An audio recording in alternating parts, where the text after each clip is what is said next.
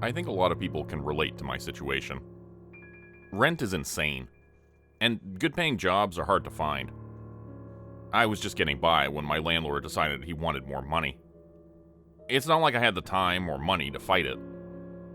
Instead, I started looking for a new place, so I wouldn't be homeless by the end of the month. For 2 weeks, I desperately looked for anything within my price range. A few options came up, but fell through at the last minute. The one place I considered was a house with 4 other guys. They cleaned up when I arrived to view the room available for rent. Whatever efforts they made were in vain. The place smelled like something died under the floor, or behind some of the damaged walls they poorly covered up. Soon it appeared that my options would be a rundown frat house or the streets.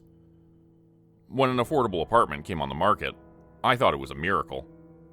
Aside from the no pets in the lease, it appeared too good to be true. I swooped on the chance, applying a few minutes after I saw the listing. Within the next hour, I'd gotten a response, so I could be booked in for a viewing as soon as possible. I imagined there must have been a lot of people trying to get into the apartment listed. At the time, I felt thankful I got the viewing. When I arrived at the address, I second-guessed myself a few times. There was no way this place could be so cheap. The entire apartment building was massive, yet clean. Parking out front and another lot under the building. A large stone wall surrounded the area. I stopped at the front gate expecting a person to be working. I got the code texted to me to get in beforehand. I've never lived in a place that needed a gate before. That should have been the first red flag. The second red flag should have been how empty the building felt. I parked out front in a barren lot. I needed to put in another code for the front doors to get inside the lobby.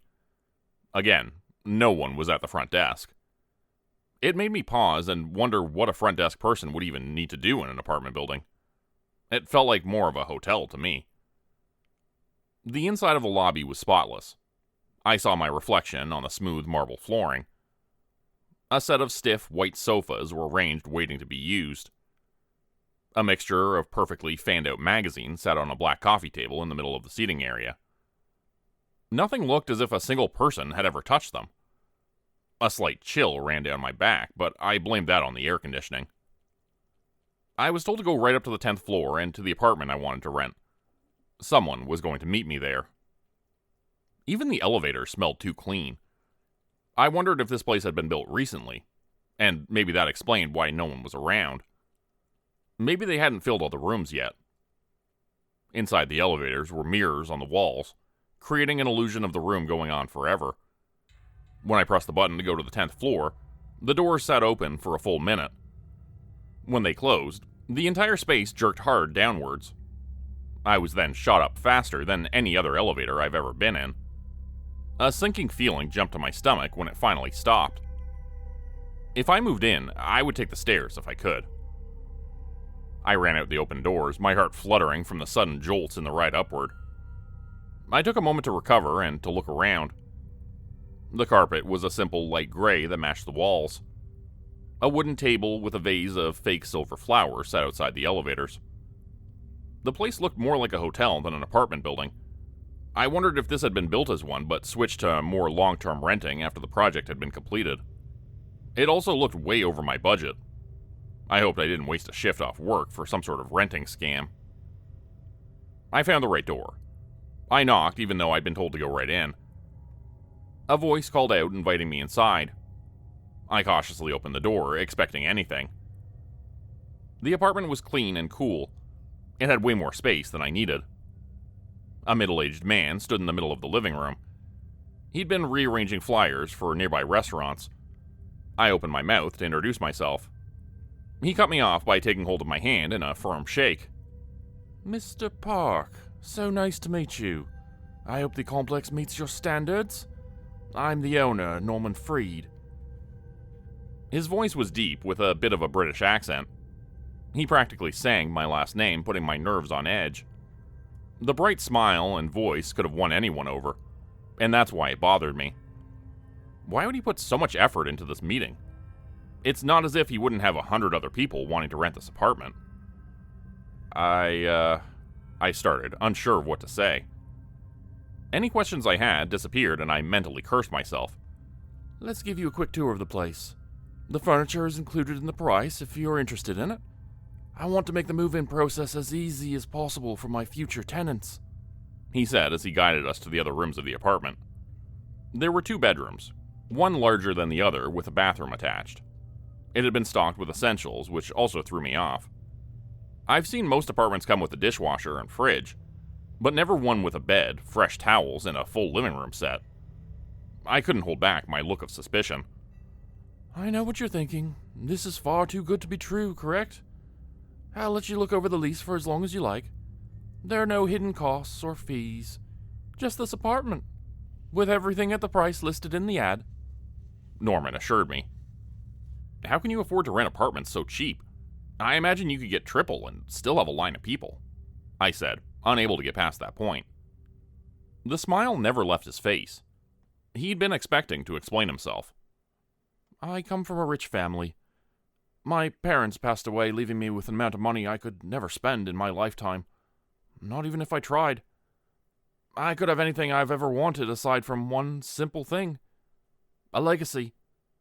I made this building as a start towards that." He started and made a grand gesture to the room around us. "The rent residents pay goes directly into maintaining the building. I make no profit from the apartments. It makes it affordable so people can focus on improving other aspects of their lives. Imagine what good you could do with your life if you didn't need to worry about rent payments." He talked in a fast-paced, excited tone, but I wasn't fully buying it. This sounded like the start of a cult. I began to suspect that this was a trap, instead of Norman just being a good guy in the middle of a midlife crisis. Could I look over the lease?" I asked. Norman wasted no time handing over the paperwork. The apartment looked nice. Clean, modern, and with a good floor plan. I flipped through the pages, seeing nothing amiss. "You don't need to sign the papers today. Take them home, sleep on it. I'll hold the apartment for a week for you to consider your options and get things together." I found myself staring at the other man. My gut said not to trust him, and yet I didn't have any better options. I thanked him for letting me come by, and he told me to call if I had any questions. I left the meeting feeling rattled. When I got back home, I looked up his name and did 3 days of research before confirming that Norman had been telling the truth. He just wanted to do some good in the world. No rent increases unless the building needs maintenance, but that cost would be spread out to all the renters, meaning we wouldn't even notice that big of an increase. I signed the papers and planned to move in by the end of the week. The agreement gave renters generous outs if they needed to break the lease. I literally had nothing to lose. At least, I didn't think I did. I've never owned that much stuff. Packing was a simple task. Very soon I found myself standing in a pristine new apartment. It didn't feel like home. I imagined it wouldn't for a long time. At least now I wouldn't have to work as much for rent. But I dreaded being alone for extra hours. I decided to keep my brutal work schedule for a little while longer. The first night in the apartment felt strange in a way I couldn't explain. It was as if I wasn't alone. I kept expecting someone else to turn the corner. I didn't know if it was the new place or if I was just missing Abby again. Expecting to see her hadn't fully gone away yet. I didn't sleep much the first night. At some point, just as I started to drift off, I felt someone sitting on the edge of the bed. I flew to turn on the light, only to see nothing. Rattled, I got a snack, thinking it might help me calm down. I was a zombie at work the next day. Another thing that unnerved me was the building appeared far too empty. I knew it was just open for renters, but I rarely saw others around. The laundry room was empty any time I used it, along with the outside parking. It was almost as if I was the only one living there. That fact was proved wrong within the first 2 weeks of me living there. I finally met my next-door neighbor. I'd gotten off a late-night shift from work, ready to go straight to bed. I saw her struggling to get her key in her lock while juggling bags of groceries in her arms. I offered some help, which she accepted. Very thankful I arrived when I did. I wondered why she didn't just set the bags down, but didn't say the idea out loud. "Could you put these on the counter for me? I really need to use the washroom," she admitted and rushed off before I answered. I walked inside, feeling strange about the entire interaction. I didn't know there were grocery stores even open that late. She must have had a job that kept her late like mine did. I awkwardly waited for her to come back. feeling like I should at least explain that I was her neighbor before leaving. "You're a lifesaver. I wish I knew why I need to pee the moment I reach my front door," she said, long blonde hair swaying as she hurried over. I helped her put items in her fridge, not very skilled at social situations. "I'm Justin. I live next door." I told her my English name. It wasn't a legal name, but I found it easier for most people to remember. "I'm Amanda. I just moved in." "Is it just you next door?" she asked.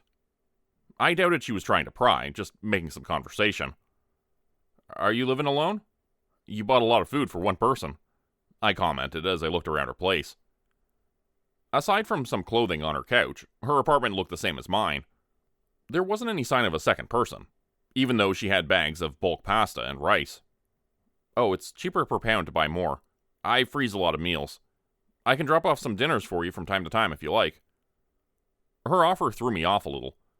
Her bright blue eyes looked up at mine, expecting a positive answer. She looked around my age. I wondered if she was just a nice person or desperate for a boyfriend. "That would be nice on the weekends when I have more time off," I told her, not to dismiss her kindness. "Awesome. We'll plan it out. I've gotten really into cooking lately. I'm also getting a rice cooker at the end of the week, which will help." Her smile felt a little weird. She must just be as awkward around people as I was. She thanked me again and let me go back to my apartment, but not before forcing her phone number on me. At least making friends with my next-door neighbor was easy enough. Before the weekend rolled around, I noticed something with my bank account. It had way too much money in it. My first and last month's rent should have been paid by now. I double-checked to see if I forgot to send it, but saw the amount had bounced back. I called Norman's number to tell him. It took a few calls to finally get through. When I did, he admitted he switched banks and forgot to update his details.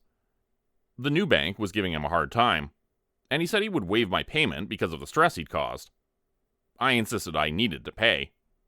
No matter what I said, he dodged the offer in the kindest way possible. This should have been a lucky break for anyone, and yet I got even more unnerved. Every time something went my way, I expected something terrible to happen. I may have just been acting paranoid. As promised, Amanda came over with dinner on Sunday. It was a simple fried rice dish. I enjoyed it. She picked at her food, more interested in talking. She wanted to get to know as much as possible about me for some reason. The conversation barely went in her direction. When it did, she didn't say much about herself. By the end of the short dinner, I felt like I knew less about her than before. No other red flags showed. She was nice, smiled a lot, and offered to come over again when I was free. I wasn't ready to have weekly hangouts with someone yet. I said I would think about it, but that wasn't a good enough answer. She got me to agree on a time for next weekend like a pro. I started to think that there might be something wrong with me. This poor girl was just trying to be nice, and I was acting as if she had an ulterior motive. Something about this new apartment creeped me out for no damn reason. At least, to start with, there was no damn reason. The first real creepy experience happened in the underground parking lot. A storm with a risk of hail was rolling through, so I used the underground spaces for the first time. I pulled in just in time. A downpour of rain started, and soon chunks of hail followed. Most of the spaces were filled on the first level, which I thought was weird because I never saw anyone inside the building besides Amanda. I found a space a few spots from the elevator. Then a rumble of thunder shook the building. Soon the lights flickered out. I'd been out of my car and walking towards the exit when I found myself in pitch darkness. I pulled my phone out to use the flashlight on it to guide the way. For some odd reason, my phone refused to turn on.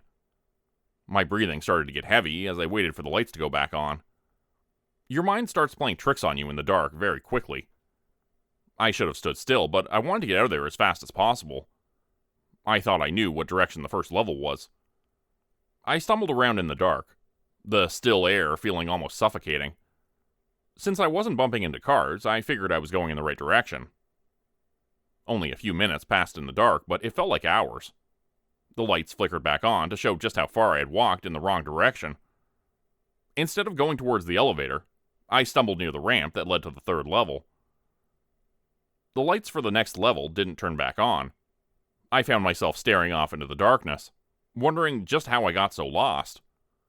I was about to turn around when a noise caught my attention. The sound of wings flapping echoed around me. Sometimes birds get trapped in a place like this, looking for a dry place to rest. My phone started to work again. I used it to try to see what kind of bird was there with me. I was worried it might not get out and thought I should tell someone to come down to rescue it. My phone flashlight scanned the third level to see nothing moving in the dark. But I did see a bunch of parked cars, each one of them gathering dust. Why would so many people park on the third level when the second one is empty? And why did these cars appear to have been left here for some time? Without thinking, I walked down the ramp to look around some more. Some cars were missing the license plates, and others had slightly deflated tires. I paused at one with a thick layer of dust on the hood, and a bunny plushie sitting forgotten on the dashboard. The bird that caught my attention landed at the top of the ramp. It stared me down with deep black eyes. It looked like some sort of crow, but far larger than any one I'd seen before. I suddenly wanted to get the hell out of there. It flapped a pair of wings to take off back into the darkness. A chill started up my spine that followed me to the elevator. There were a lot of cars just sitting around for whatever reason. No matter how much I thought it over, I couldn't figure out why. Amanda was waiting by my door when I got off the elevator. I wasn't in the mood to talk with her. "Oh, what's the matter? The storm freak you out?" she asked when she saw my expression. "Yeah, I was in the underground parking lot when the lights went out." "Have you been down there? Seen all the dusty cars?" I said, because it would bother me unless I asked about it. She just shrugged, not at all concerned. "A lot of stores are within walking distance here, and most people order things now or work from home. I bet they just let them sit down there to save on gas," she offered. "I guess that makes sense," I replied, but did not fully accept the answer. "It's kind of weird the power went out down there. I didn't see the lights flicker or anything. I was coming over to see if you wanted to have a scary movie night because of the storm. You know, Netflix and chill and all that." I nearly stumbled back at the last part. We barely knew each other, and she was already dropping that sort of suggestion? I'd been out of the dating game for a few years, but were girls always that forward? "You know what Netflix and chill means, right?" I stammered, face flushed. "I'm well aware it can mean a certain thing, if you wanted to. So, do you want to chill at my place for a little while?" Her voice dropped to a suggestive tone that made me take a step back. I just then noticed her gray sweatpants and baggy shirt hanging off one shoulder. She was cute. Way cute. But my stomach twisted over the thought of accepting her offer. It was just a very bad time for me. I turned my head, unsure of how to refuse. I need to be up early for work tomorrow," I said, and it made her laugh. "Bold of you to assume you would keep us up all night." Her response nearly made my heart stop from embarrassment. I stammered out nonsense as she waved away any excuses I might try to make. "It's fine, I just wanted to offer. Am I just not your type?" "Something like that," I said, glad she gave me a way out of the conversation. "Are we still good, though? As neighbors, I mean?" I would need a few days to recover from this, but we could still be friends. I bet a lot of people would be angry at me for turning down a girl as willing as her. I just couldn't go through with dating someone right then. Thunder rumbled outside so loud it shook the building. Amanda wanted to watch some horror movies before the storm passed. She gave me a goodbye and went back into her apartment. I hoped she never brought up this conversation again. Oddly enough, I slept better than I had with the storm going on outside. It filled my apartment with white noise. I never realized just how silent my bedroom was until I woke up the next morning. The lack of noise pressed down on me. I turned on the shower as I did my morning chores just to chase away that unnatural silence. Nearly a full month went by before something happened I couldn't ignore. I could have chalked up everything to new apartment jitters. I'd almost settled down and gotten into a routine. Then the package showed up at my door. We had mailboxes in the lobby. Maybe my neighbor got this in her mail by mistake and brought it up to me. I hadn't ordered anything, and yet the label had my name and address. I flipped it around without a clue what could be inside. I just got off work, so I changed into clean clothing before tearing open the mystery package. The two plastic items spilled onto the kitchen counter. The sight of them made my stomach drop to the floor. For half a second, I thought I might be sick. Then my blood started to boil, Someone had sent me a pair of reflective, clip-on bicycle lights. But who the hell would be so cruel? Abby's family didn't know my full address, and even if they held some sort of unknown grudge, would the driver have somehow found my address and put it here? For what? Was this a threat? Or just because he liked causing pain for others?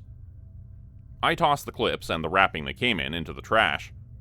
I then stormed over to the elevator, carrying the tied-up bag to go downstairs to dispose of it. I couldn't stand having those clips in my apartment.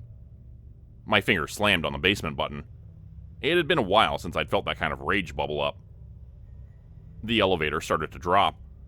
I watched the lights of each floor pass. When it hit the lobby, I got closer to the door, expecting it to open at the next stop. The elevator hit the basement, but to my confusion, it kept going. There wasn't anything below the basement. The underground parking may go deeper, but those elevators open to the lobby. Nothing showed on the panel as to what floor I was going to. It just kept going. Suddenly, it dropped so fast that my feet lifted off the ground. I collapsed, feeling as if I just kept falling for ages. Finally, the elevator hit a sudden stop. The door sat closed long enough for me to regain my balance. On shaking legs, I stood up, wondering what the hell was going on. Sick with fear. The door started to open, and I pressed my back against the large mirror. Nothing but darkness was beyond the doors. My heart raced as I debated on going near the doors to try to hit a button to go back upwards. Any thoughts disappeared from my mind when a hand reached out from the darkness into the light of the small space. Then another one. Each arm was impossibly long. The skin dyed a deep, dark red. I pressed hard against the mirror, unable to go anywhere else. A scream died in my throat as the hand shot out to grab my wrist so hard I thought it snapped. My body was dragged into the darkness as if I weighed nothing. I saw nothing but heard screaming. It took me a long while to realize the voice I heard was my own. I found myself standing on the cold lobby floor. A concerned face was above my own. I half crawled away, still convinced I was wherever the elevator took me. Mr. Park, are you all right? Do you have any medical issues I should be aware of? The fear hadn't fully worn off when Norman spoke. My landlord appeared very worried for my well-being. It took me forever to collect myself. What? I croaked out, voice raw from screaming. I just walked in and saw you had collapsed here? I shook my head, still in shock. What happened couldn't have been a dream, could it? I looked down at my wrist, seeing a bruise start to form. I might not have taken the elevator halfway to hell, but something happened. Maybe you're overworking yourself. You have been doing a lot of double shifts.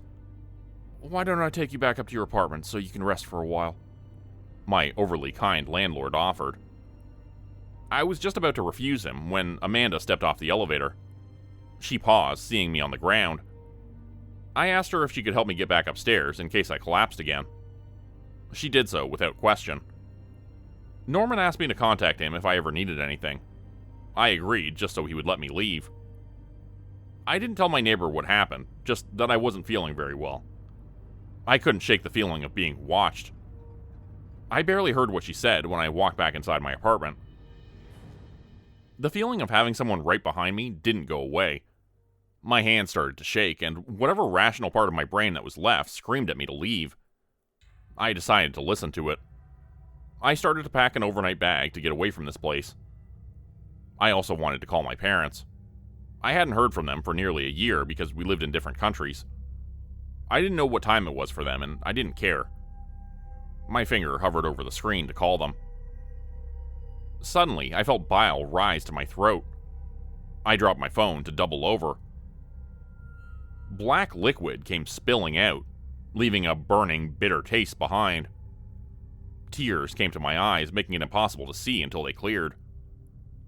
I moved towards the door the moment I finished getting sick. My trembling hands landed on the handle, but my body didn't move. My arms refused to do what I told them to. I wanted nothing more than to leave, to get the hell out of that place. What was happening wasn't normal. And yet, my body refused to listen to me. I hope you stay here forever. I turned when I heard Amanda's voice, to see my apartment empty. You'll never need to leave. Norman's voice came from the empty living room. I shook my head, feeling dizzy. When I closed my eyes to clear my thoughts, I opened them to find myself in bed.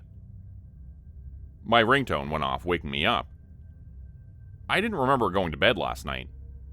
The black bile had been cleaned up, and I wore a different set of clothing from yesterday. I answered my phone with a shaking voice to hear my boss on the other end, asking if I was going to be in. I made some sort of excuse for not feeling well, but I was on the way. Half a shift was better than no shift. I expected my body to refuse to leave my apartment. I've never been so happy in my life to leave for work. I almost felt normal while out of the apartment building. The feeling of being watched was still at my back, but I could ignore it. Near the end of my shift, I started to think I was fine. Yesterday had been just some sort of brief medical episode, like lack of iron or something like that. A coworker asked me if I was doing all right. I opened my mouth to tell them the truth. I hated my new apartment, and for some reason it freaked me out. I'm fine. Just been working too hard. I overslept, I told them. I stood in silent horror. My expression did not match how I felt. That was not what I wanted to say. My words got twisted by the time they reached my mouth. I tried again to tell them how much I hated my new apartment. I ended up asking about how the morning went without me. This wasn't right. I couldn't say the words I wanted. As a test, I made a note on my phone about how I didn't remember last night. My hands typed those words without issue. I needed to get to the bottom of this, but didn't really know how to start. I dreaded going back home. Was that place really a home at this point? I took some overtime that day, desperate to stay away for as long as possible. My body again acted on its own when it was time to drive back to my apartment. I mentally screamed at it to stop without it making a difference. The fear I felt walking through the lobby doors was almost overwhelming. Norman saw me. Against my will, I stopped to talk to him. How are you feeling? All better? He asked in a cheery tone. Yes, I lied. That's good, very good. Amanda has told me that you two are getting along, but not as well as we'd hoped. I've asked her to introduce you to a friend who just moved in. She may be more to your liking. His words made my blood run cold. I wanted to get sick again. I knew something was wrong with this place, and he just confirmed it. Why? I forced the word out. For once, I sounded as scared as I felt. Norman's smile changed. He looked like a child pulling legs off a spider. He reached out for my hand. Some sort of force made me take it.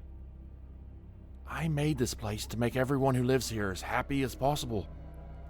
You seem to be overworking yourself to avoid being alone. It seems like you need a new girlfriend after, well, what happened before you moved here.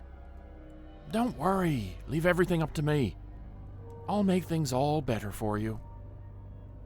He got in close, his deep voice rumbling the last words. I wanted to run and scream.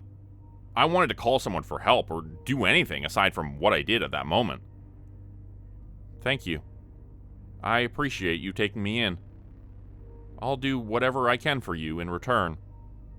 I spoke in a monotone voice that wasn't like my own. No matter how much I struggled, my hand stayed holding his. With another horrible, wide grin, Norman finally let go. I broke free to run back to the lobby doors. Instead, I half-jogged to the elevator. No matter how much I wanted to leave, I wasn't in control. I thought about what to do. I haven't been able to contact anyone to tell them what's going on. Just being able to write all this down has been a miracle. As much as I hate the idea, I need to get to the bottom of this.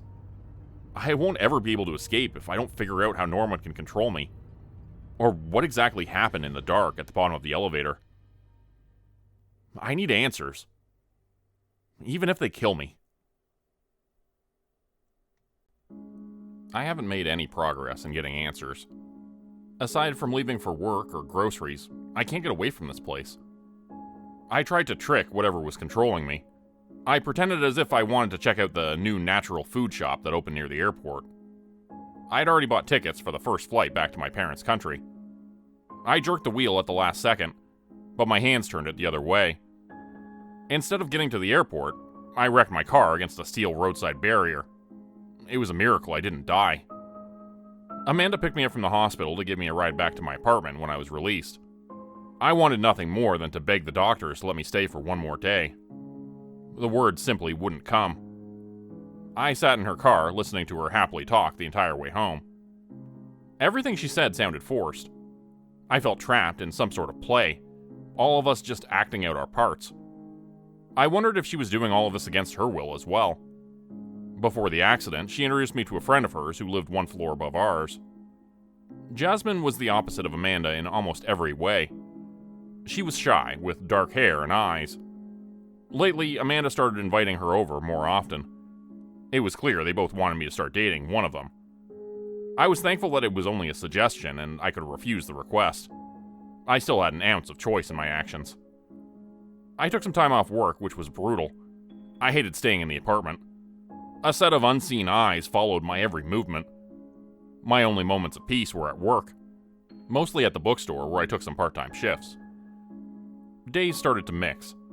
I found I couldn't tell anyone what I was going through. Nightmares of being in the dark, impossible basement haunted my nights. I had terrible flashes of memory being in a dark room with twisted bodies. I tore at them, enjoying the task. Every morning, I woke up sick to my stomach. Some mornings, I spotted dried blood under my nails, convincing me that I wasn't just having dreams. The only way I was able to keep track of days was because of my bookstore shifts. A regular started to come in on Tuesdays and Sundays. The store was always slow. The area had gotten run down. Most of the time, you'd see more homeless people around than others shopping.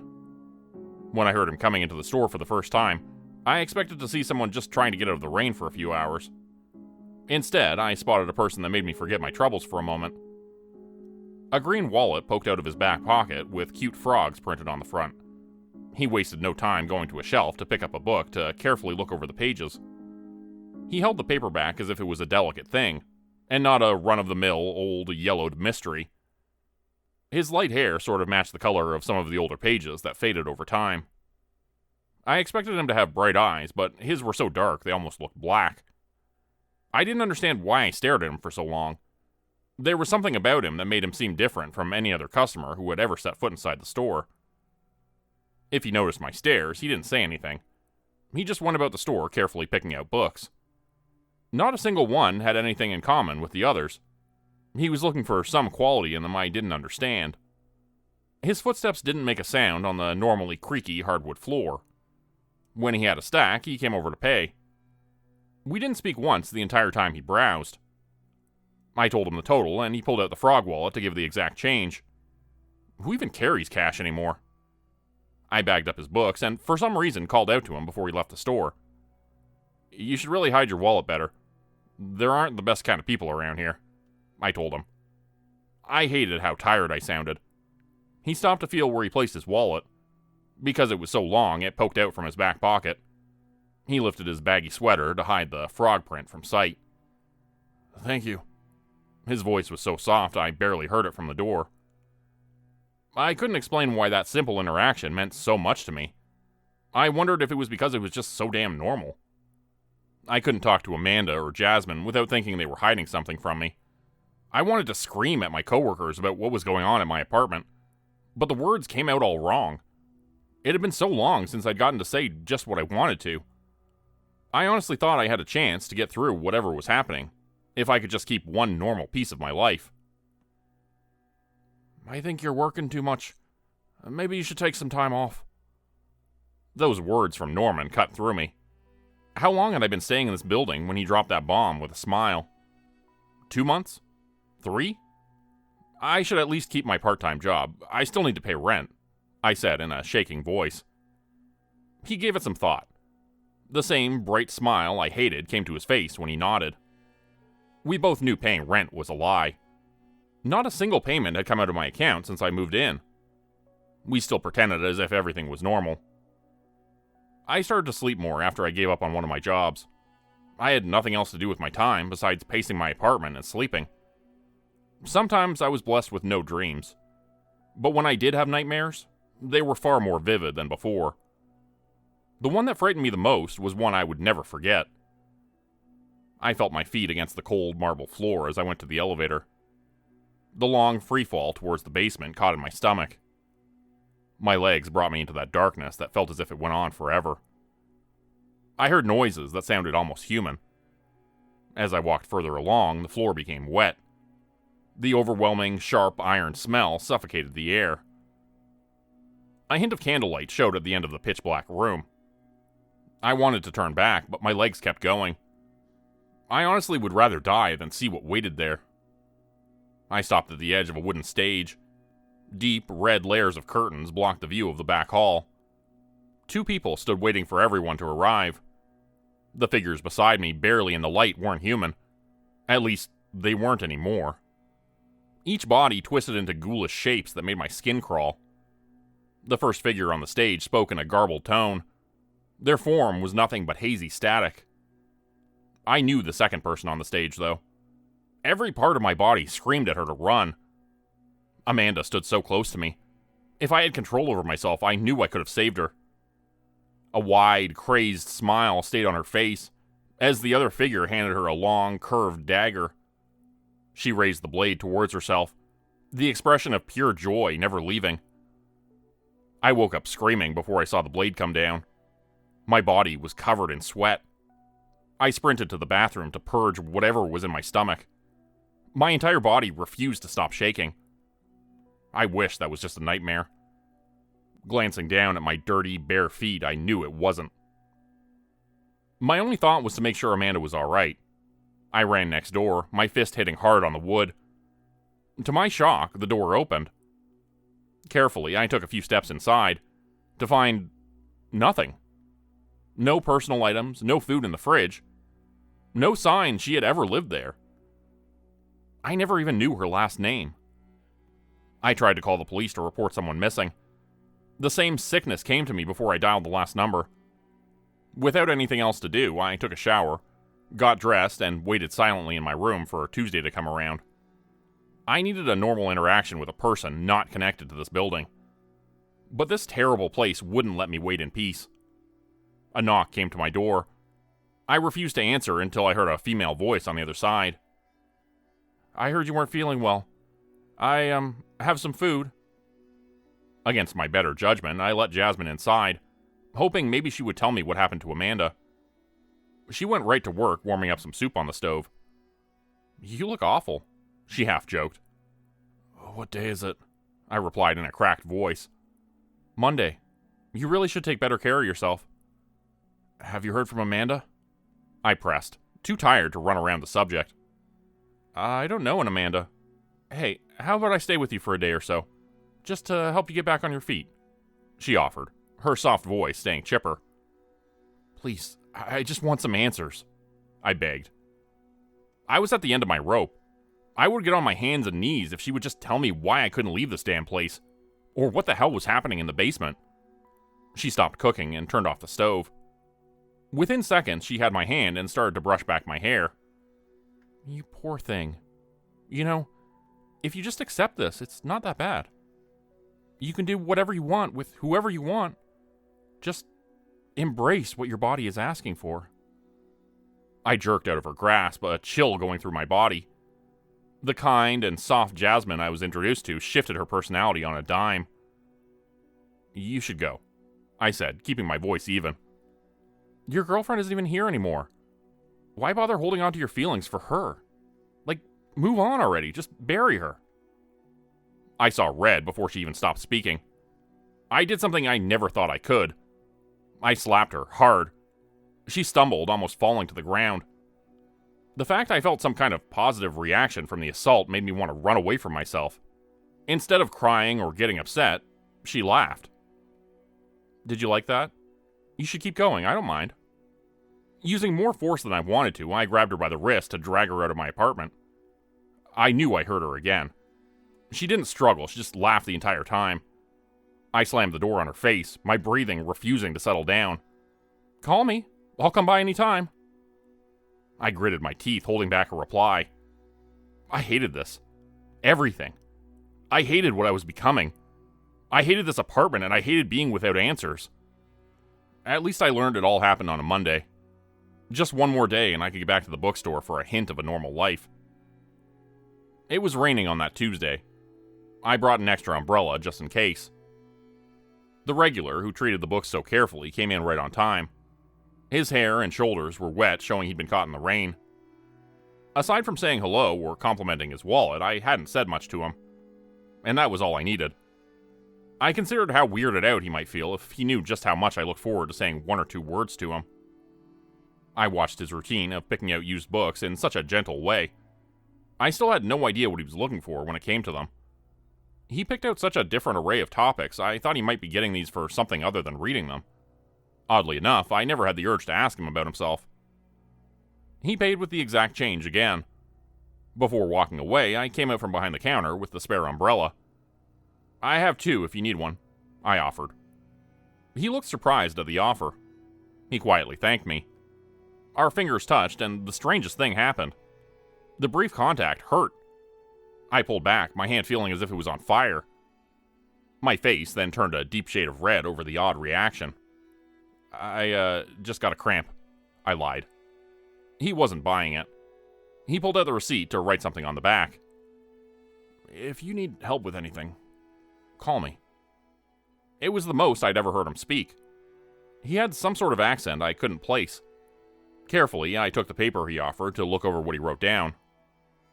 Sarin Rin, followed by a long phone number.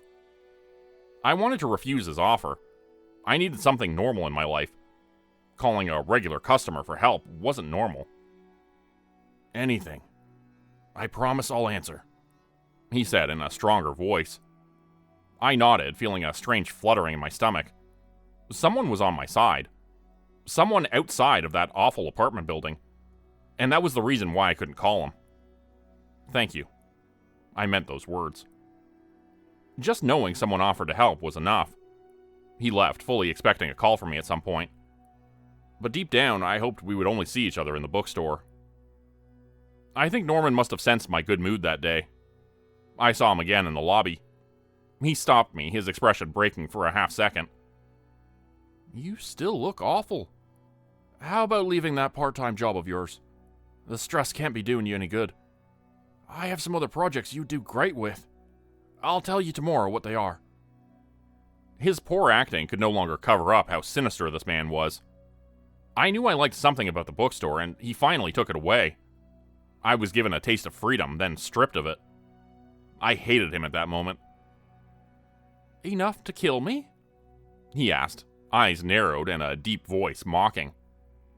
I wanted to. There wasn't anyone else in the lobby. My hands twitched, wanting to go for his throat. For once, what he wanted me to do and what I wanted aligned. I held back, knowing I would be playing right into his hand. "Go up to your room and wait for tonight. We have such fun plans." My feet listened to him.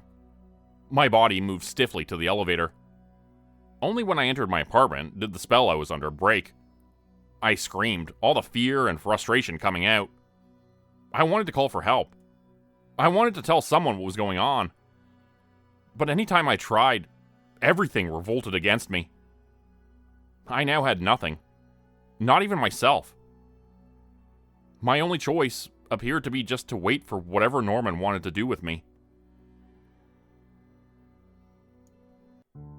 I carefully pulled the receipt out of my back pocket to look at the handwriting of the one person who acted concerned about my well-being. Calling him was out of the question.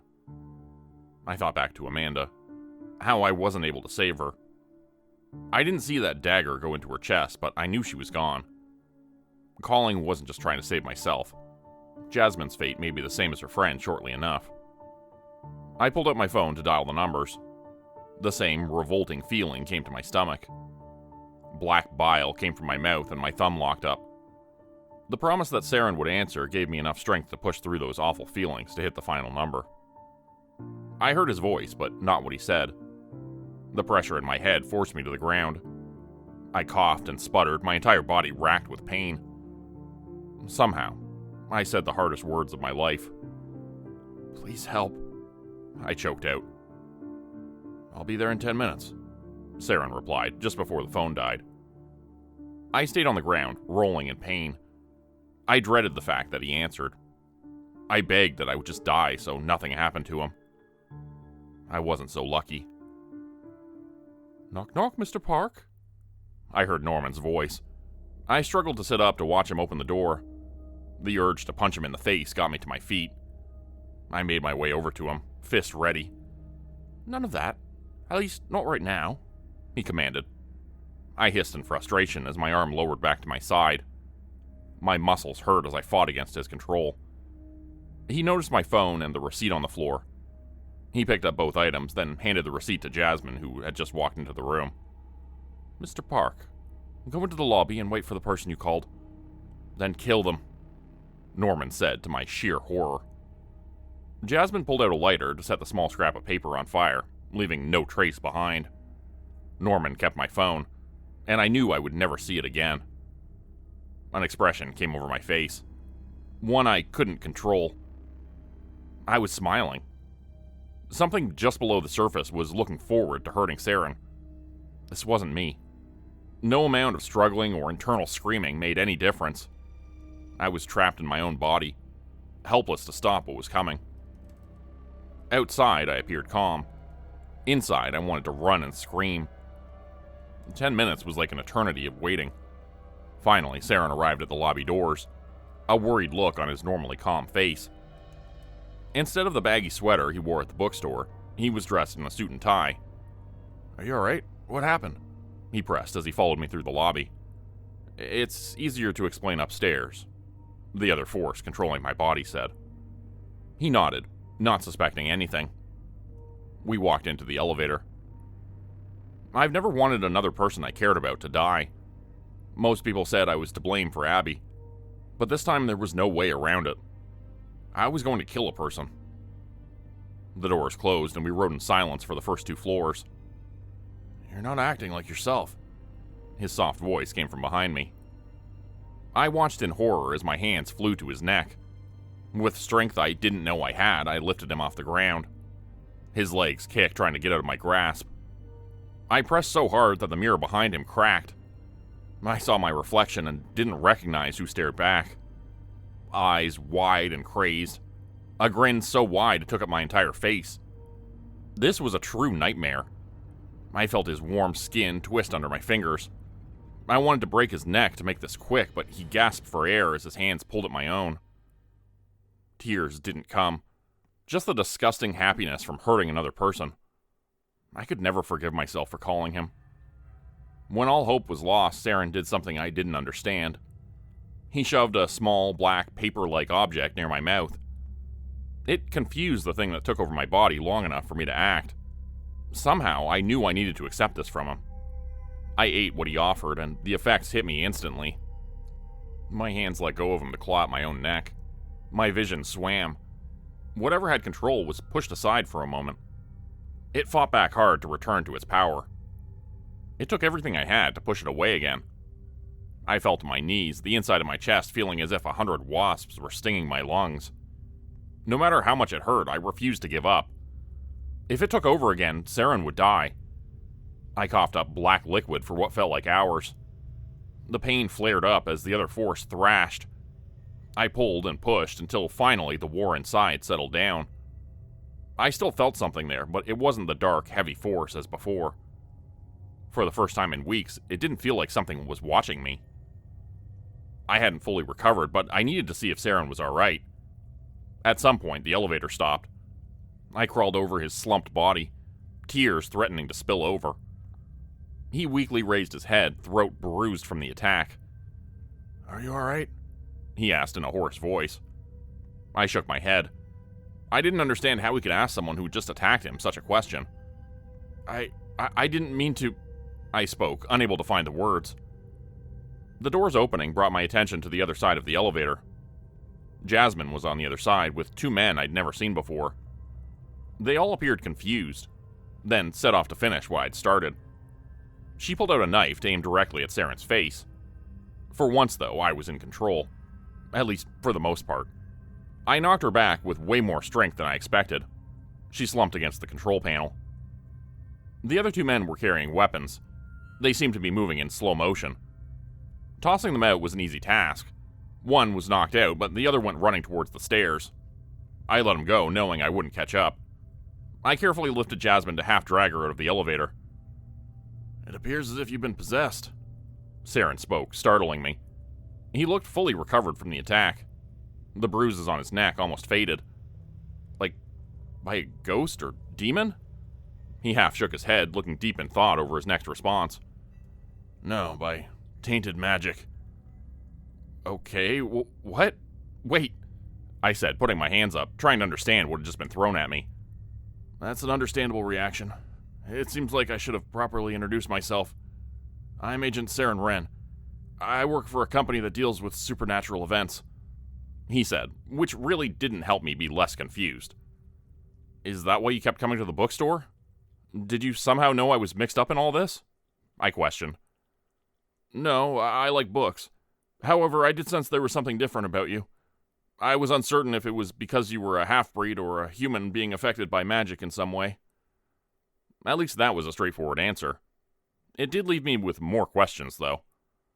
So does that mean your company didn't send you to deal with whatever's going on in this building? He shook his head at the question. I've left a message with them, but we're short on manpower.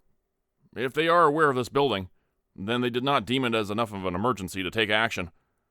If I do not return in 3 hours, though, they'll send backup. I looked over the 2 people I'd knocked out. I wasn't sure how many people we would need to deal with whatever kind of powers Norman held.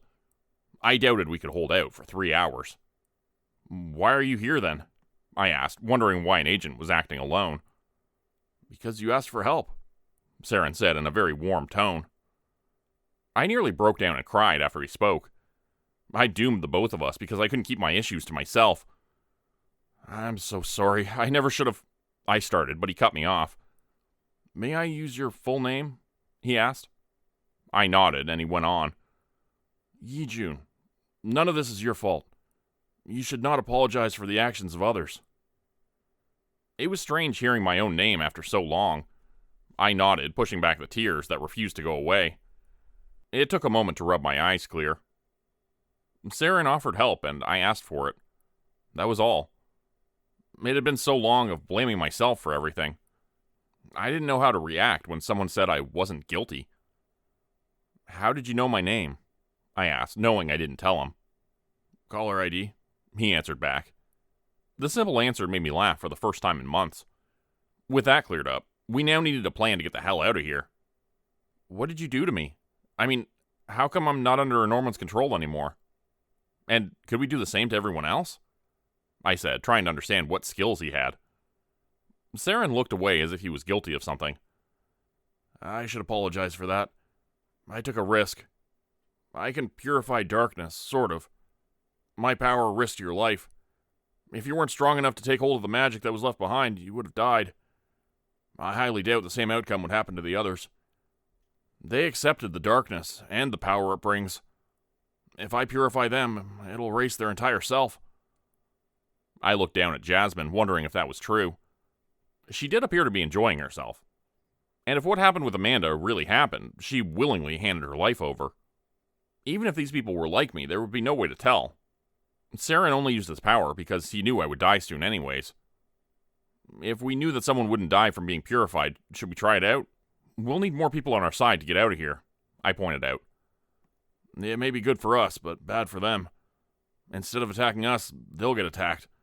I may not be strong enough to protect both of us. It would be difficult to add another person, Sarin replied. I wanted to apologize again for calling him here. I hated to leave anyone behind. Sarin was right, though. We needed to focus on ourselves. He called for backup that wouldn't arrive in time to help us, but they would at least clean up the mess we left behind. Should we take the stairs to the lobby, then? I want to try and get out of here, I said, but deep down I knew it wouldn't be that easy. Sarin shook his head and then nodded toward the elevator. I am able to sense things you are unaware of. The stairs have been locked by magic. Currently, the only clear path is the way we arrived. I would have rather tried kicking on the door to the stairs until my foot broke. The elevator could easily be controlled by outside forces. My skin crawled when I thought back to the bits of hazy memories of being in that basement. It'll be fine. I'm here to help you no matter what happens, Sarin said, and I didn't know where he got his confidence. I still don't know why you showed up. We don't even really know each other, I told him. You asked for help. It's the same simple answer I gave you before. The reason will not change. We were in a terrifying situation, about to walk right into something even far more dangerous. I called him here. None of that would change. But the fact I now had help also wouldn't change. Facing whatever horrors may wait for us was far better than doing it alone. Without any other choice, we started back to the elevator. I noticed how nervous Sarin looked when the doors closed behind us. It was the first time he got even the slightest bit rattled. Are you alright? I dreaded what we might face if he looked this scared.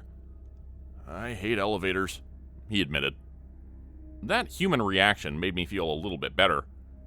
We descended slowly, each floor passing until we hit the lobby, but then kept going. I knew where we were going and wanted more time to prepare for it. Sarin took off his suit jacket and handed it to me. This should offer some protection against minor attacks. It felt like a normal jacket. No signs of alterations that would make it tougher. I accepted it, finding it a bit too small. After I got the jacket on, I noticed he suddenly had a weapon in his hand. A gun would be more comforting, but he held a long, black wooden staff instead. The tainted magic that possessed you has a chance to take over again, if you're carrying any emotional burdens, he said, not looking over in my direction. I chewed on the inside of my cheek. We kept going down, the feeling of falling making my stomach sick. If it was anyone else, I wouldn't have spoken about what tore my life apart. My girlfriend, Abby. She died in an accident. Everyone keeps calling it that. An accident. It was dark. The driver didn't see her. Even the paramedics said she would have lived if she hadn't landed wrong. No one wants to pin blame on anyone, but you can blame someone. I suggested she start riding to work so we could save money. I wanted to get a house and have a real life together. I'm the one who didn't give her lights for her bike because I wanted to save them as a birthday present. I put money and a small surprise over her safety. My voice was calm when I spoke. I expected to not get through all the words. I just cried so much over her death that I simply didn't have enough tears left. Sarin listened quietly. I glanced over at his expression, and the sight told me everything I needed to know. He was an agent, right? How many people he knew died because of his work? He fought against the supernatural. Getting out alive wasn't a promise. Do you ever stop blaming yourself? I asked him. No. You just keep living because you still love them, even if they're gone. Oddly, that comforted me enough to think I could deal with whatever may happen. That was until the elevator did a sudden drop. Our feet lifted off the ground and I fell over when it finally stopped. Sarin recovered quickly to stand in front. He was ready for whatever waited just outside those doors. A ding rang out as the door slowly opened to darkness. I regretted the fact I didn't have a weapon. My breath caught in my throat when a hand reached into the light. It was caked in dried blood with long claws. Before the creature fully emerged, Sarin moved. He forced the creature back with the tip of his black staff. I shouted after him. I got up on shaking legs to charge into the darkness to help him. I fumbled around blind for a moment. Suddenly, lights flickered to life around us. Small, floating orbs flared up, giving us enough to see by. I saw those twisted creatures with stark shadows making their features appear even more frightening. They had been human once, and what I might have turned into if Sarin hadn't helped me. Their mouths were far too large, and their eyes were nothing but pits of black. Each limb stretched to unnatural lengths. One came towards me, and I grabbed its thin wrist to toss it aside. Strength I didn't possess before made easy work of throwing him hard into the distance. Whatever purification Sarin had used to remove the tainted part of the magic had left the power of it. I knew it wouldn't last forever, and I needed to move and act wisely. Sarin fought on his own. He moved as if he'd done this sort of thing 1,000 times before. It was as if he could sense the creature's movements even before they did. I could only watch him for a few seconds. I needed to focus on saving myself. A set of claws landed on my arm. The suit jacket protected me from damage. I didn't know any kind of martial arts or how to fight properly. Turns out I didn't need to. One well-placed punch to the face was all it took. We were both out of breath by the time we cleared out in front of the elevator. Sarin gave me a moment to recover. I didn't want to keep moving, but we didn't have a choice. Shouldn't we fully take care of those things? I asked, sweat starting to sting my eyes. No, there is a slim possibility the tainted magic can be removed from them. However, that will not be the case moving forward. He gripped the black staff in his hand, and the pole turned into a long blade. He no longer could afford to leave these creatures alive. We headed deeper into the darkness, the floating balls of light leading the way. I wondered if Sarin made them, but didn't bring it up. It felt almost invasive to ask if he was human or not. The floor became stickier the longer we walked. Flashbacks to those horrible nightmares came back. I knew what we would find and dreaded it. No human should ever be in this place. We stopped a few feet away from the grand stage in my nightmares. Dim red lights hovered above. A man I hated stood, a wide smile on his face, waiting for us. Now, what do we have here? You somehow broke free. How interesting. Norman didn't sound upset I was no longer possessed. He was almost excited about it. As expected, more of those monsters came from the dark. I forced down a scream of terror when I saw them. Exposed rib cages, bodies fused, and bodies with missing heads stumbled closer. These things could no longer be saved. The best thing for them was to put them out of their pain. Punching them in the face didn't appear to be an option. I wasn't sure how I would help in this fight. The first creature leaped into the air, claws out. I caught it and tossed it aside, unsure what else I could do. Sarin already sliced two in half by the time I grabbed a hold of a second one. I slammed the thing on the ground until it didn't move anymore. The smell of blood turned my stomach. I might be stronger than before, but I wasn't cut out for this sort of fighting. Even with Sarin's skills, we couldn't win. A group of those monsters knew I was the weakest link. They piled on me, completely overwhelming any attempts I made to escape. Each took an arm and painfully forced them behind my back. I cried out as I was forced to my knees, convinced I was about to die. Agent, come up here and join me, Norman called out in a gleeful tone. I silently begged Sarin not to listen to him. Against my wishes, he started to move towards the stage. The creatures let him walk by them. Norman waved a hand to signal for Sarin to drop his weapon. The sound of the black blade hitting the ground tore at my heart. When Sarin climbed onto the stage, two creatures grabbed hold of his arms to drag him over beside Norman. His expression appeared calm in front of this monster that had tormented so many people. He didn't even flinch when Norman wiped some blood off Sarin's face with the back of his hand. I'm shocked Mr. Park knew an agent. What a surprise, he started. Cut the shit, I shouted, making Norman's smile drop for a second. What the hell is all this? He debated my question. With another playful expression, Norman turned to face me. I rarely get to do a villain speech. I think it'll be fun. It was disgusting he played this off as a joke. At least I would get some answers.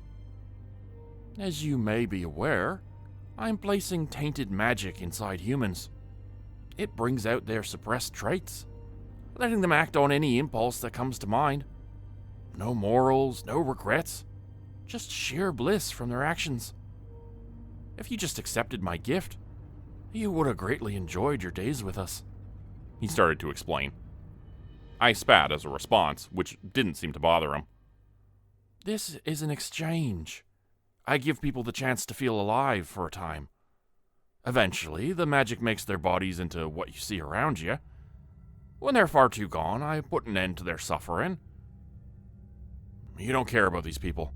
The tainted magic feeds on their emotions and grows over time. You're just using their bodies and their pain, Sarin said in a stern voice.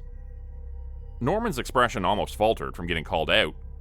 He recovered and spread his arms out like a pastor at church. I gave these people a safe place to live, joys beyond their dreams. Of course, I'll ask for one simple thing in exchange. He dropped his arms at the same time the layers of red curtains behind him fell to the large wooden stage. What they revealed made Sarin's face drop. I wasn't sure what I was looking at, but I knew it had the power to end the world. It's dangerous to be so near a rip between worlds like this, Sarin warned. and it did look like a rip in reality. The edges flickered with a dark blue light that rippled outwards. It must have only been a foot across, but 6 feet tall, just floating above the stage. A low humming came from the tear, making my ears ring. My head became dizzy just staring at the thing.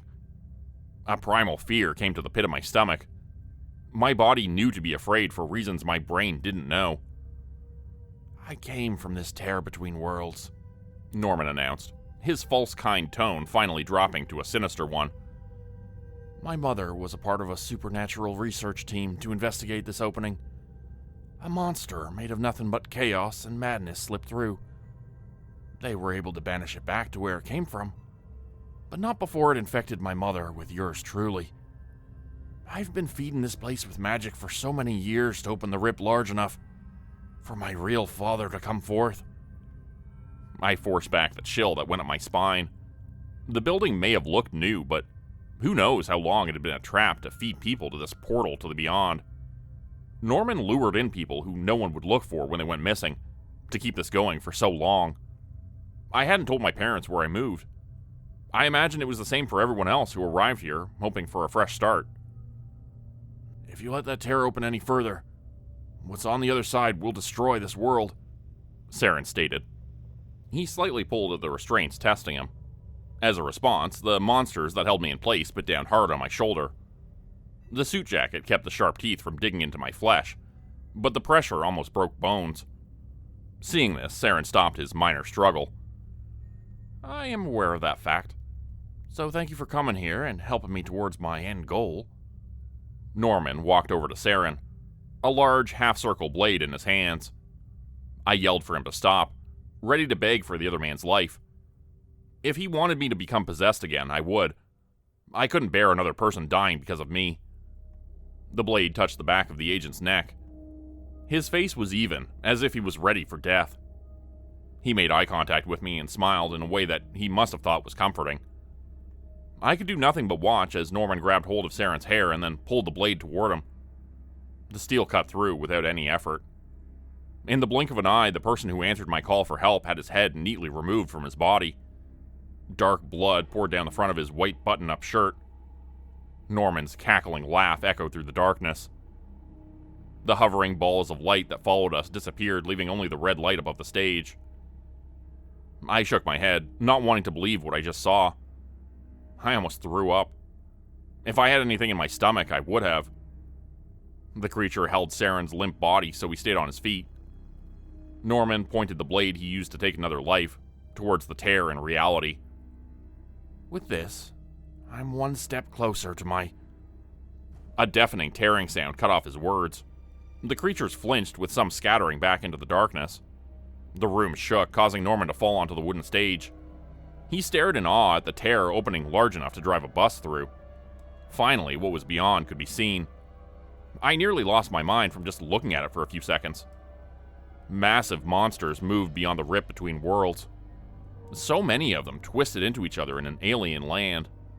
No human mind should ever be able to understand what those things were. So many eyes stared outwards, noticing an opening to a planet they could easily take over. That world was nothing but chaos. "I should have killed an agent sooner. Who knew they had this much magic?" Norman shouted, beyond ecstatic as he completed his life's goal. When I drew my eyes away, I noticed something else that shouldn't be possible. Sarin's body didn't collapse when the other creatures ran off. When Norman didn't even turn his head to see the black liquid come spilling out of the neck wound, or Sarin's head turning into that same black ooze. Hope came to me for half a second, only to be crushed when I saw what my new friend was transforming into. Norman was oblivious to all the dangers around him. He stood up, welcoming an ever-shifting tendril coming from the tear. "I finally..." His voice was literally cut off. The tendril came too fast for a human eye to see. Slowly, both halves of the man peeled away from each other. He didn't even have time to realize he was dead, as his mouth moved for half a second to try and finish his last words. He deserved such a death. I still looked away, not being able to handle such a gruesome sight. Another tendril came down inches away from my side. It snatched up a creature to try to drag it back into the other world. I needed to run, and yet I didn't want to leave Sarin behind if there was a chance he was still alive. I looked back to the stage to see the last part of his transformation. The black blood swirled to form a large creature that stood on 4 legs. It was such an odd mixture of different animals, my mind didn't make sense of it for a second. The body looked to be that of a cat, but the legs belonged to a horse. Great folded black wings were tucked tight to its side, and a long lion tail trailed behind. Instead of where a head should be, a pitch-black human torso was attached like some sort of odd centaur. The pointed head of a jackal replaced a human one, with extra-large rabbit ears on top, and a flowing mane of hair covering the eyes. It was such a mix of so many different creatures that oddly fit together. A tendril from beyond came down to split the new creature in 2, but Sarin was faster. He took hold of it, and within seconds had devoured what dared to come near him.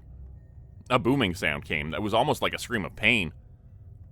The creatures that Norman created became victims.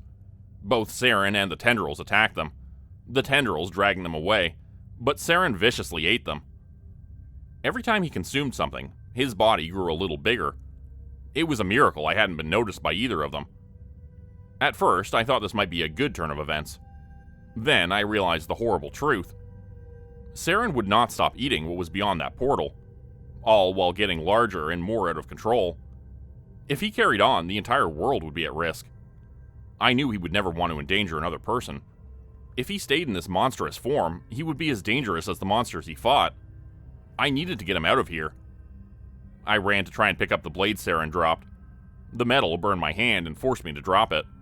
I went in without a weapon, climbing onto the now damaged wooden stage and charging towards the chaos.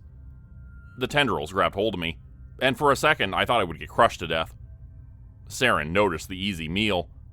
His sharp teeth tore apart the thing threatening my life, but not to protect me. He was only focused on eating, nothing more. By the time I was freed from the leftover tendril's grasp, he had moved closer to the tear. The booming screaming kept going as the monsters on the other side tried to retreat. Other tendrils grabbed the side of the rip to pull it closed without any success. If Sarin went through that portal, I would never see him again. I ignored all my fear and pain to get in front of him. I wrapped my arms around his front leg and planted my feet against the wood, begging for him to stop. My full weight did nothing. He just kept moving forward. I could feel the unnatural air of the other world at my back. If I didn't let go, I would die going through that portal. "Let me help you," I begged him while putting all my strength into keeping him in this world. For a horrible second, I thought Sarin somehow died. His body started to melt in my arms. I refused to panic so I could look through the black sludge for any sign he was alright. I felt an arm in the pile and needed to dive in to pull the rest of the body out. Sarin came out from the now disappearing thick pile, asleep but alive, his neck with a thin scar around it. I wasted no time getting him into my arms to struggle to get away. The creatures in the other world paused because of fear. I didn't have much longer until they attacked again. My arms burned, and yet I still carried Sarin out of there. His body was limp, and I worried he might be dead. His face looked far too pale for comfort. Knowing the coast was clear, the creatures from beyond forced their way out of the tear. I pushed my body hard to start running. I didn't dare look back to see how close those monsters were. I saw the light of the elevator, my legs shaking from effort and my legs burning. I felt the horde of chaos on my back as I jumped into the light. I finally looked to see nothing but a wall of those twisting tendrils. The doors closed just in time to keep us safe. Or so I thought. The elevator started to move. Then I felt something hard hit underneath us. Those things were trying to get in. They pushed the seal box upwards with their efforts. I feared they would slam the elevators and us against the top of the shaft. I almost regretted letting this darkness into the world trying to save a friend. Instead of dying, the doors opened to the lobby. I hauled Sarin out just before the tendrils burst through the door. To my shock, the lobby wasn't empty. So many people in suits stood almost as if they were waiting for this moment. 2 people grabbed us to pull us to safety as 5 more ran over to the elevator. The tendrils were shot back by an invisible force those agents used. Within seconds, they sealed up the opening, using some sort of magic I didn't understand. I had questions tossed my way.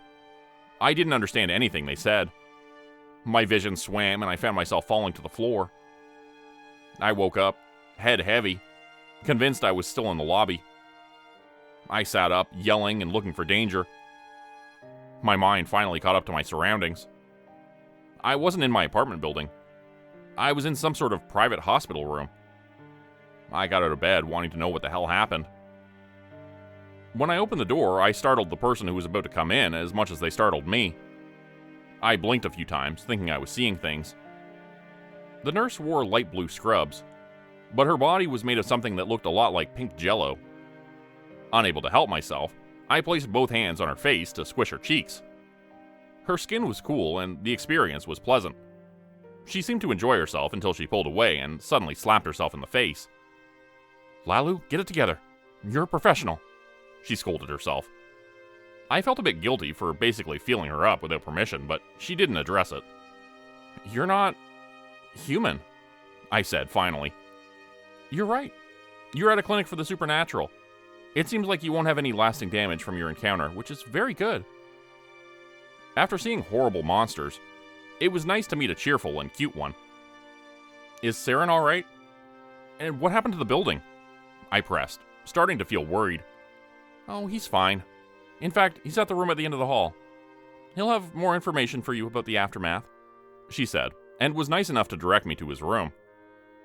I felt a weight lift off my shoulders when I saw him quietly reading a book in the clinic bed. The nurse left us alone to talk. There was a tray of untouched food on his bedside table. "You want my pudding?" he offered when I sat down.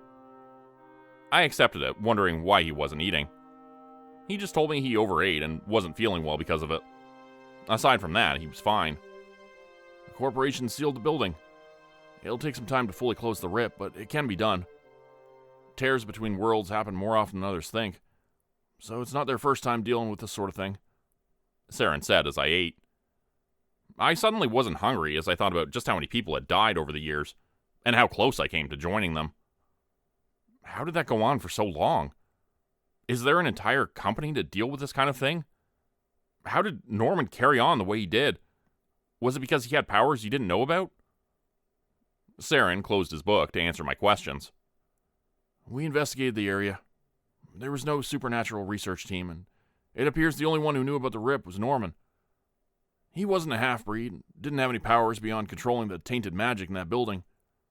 He was human. The creatures from the beyond brainwashed him into thinking he was something more important than he was." My chest tightened at his words.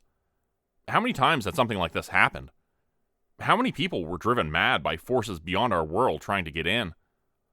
I still hated Norman for everything he did, regardless of whether he was a victim or not. "The corporation has all your items in storage. They'll provide living arrangements for you and the ones that were rescued from the building. The others are still being treated, but it looks hopeful for them." That was some good news I hadn't been expecting. If they didn't offer living arrangements, I would have had to move back in with my parents. It would be hard leaving the country I'd spent most of my life in, though. "May I make another suggestion?" Sarin asked in a softer voice. I nodded, unaware of what might make him act this way. "It would be unwise for you to be alone after what has happened. Would you be comfortable moving into my spare bedroom? I do need some help organizing my books." A smile came to my face. I didn't think I could still do that. He was right, though. I shouldn't be alone. Being alone got me in this whole mess to start with. If I was smart, I would have visited my parents after Abby died. Instead, I bottled it up and let myself get taken advantage of. And besides, Sarin asked for my help. I already decided I would do anything he needed of me. Whether it was putting my life on the line or just sorting books. Because I knew he would do the same. After I agreed, he then asked another question I didn't know I needed.